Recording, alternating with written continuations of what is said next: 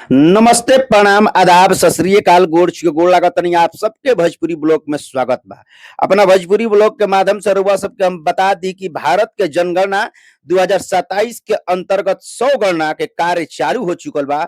जवन की एकर डेट निर्धारित कर दियल गइल बा 17 अप्रैल से 1 मई तक की 100 गणना चली। और वह सबके बता दी कि ये हर एक व्यक्ति अपना मोबाइल से ही ई 100 गणना कर सकत हटे। जैसे कि वेबसाइट आइल बाटे, वेबसाइट रउआ सबके स्क्रीन पे दिख दियल गइल बाटे। ए वेबसाइट के अपना गूगल पे सर्च करे के बाटे। सर्च कइला के बाद ये अपन 100 गणना रउआ सब कर सकत हई। अच्छा, रउआ सबसे ई बात बता दी कि ई जनगणना जौन बाटे ई कईल बहुत जरूरी बाटे।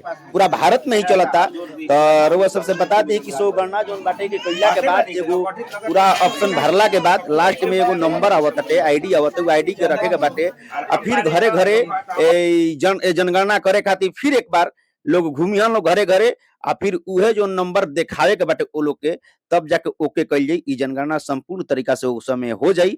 तो रउआ सब वीडियो में देखी। रउआ सबसे बता दी कि ब्रह्मपुर नगर पंचायत के चेयरमैन प्रतिनिधि राकेश महतो जी भी पूरा ब्रह्मपुर में घूम घूम के 100 गणना के बारे में और 100 गणना करवा रहल बनी।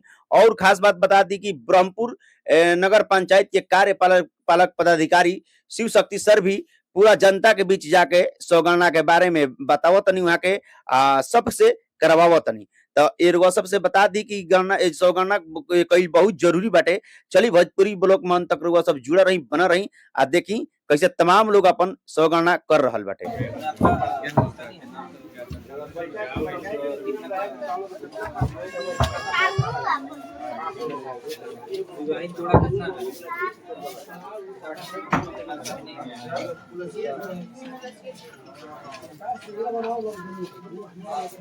चलो, पेयजल का सुविधा क्या है?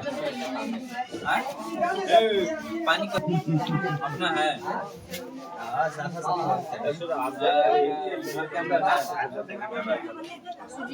बिजली है,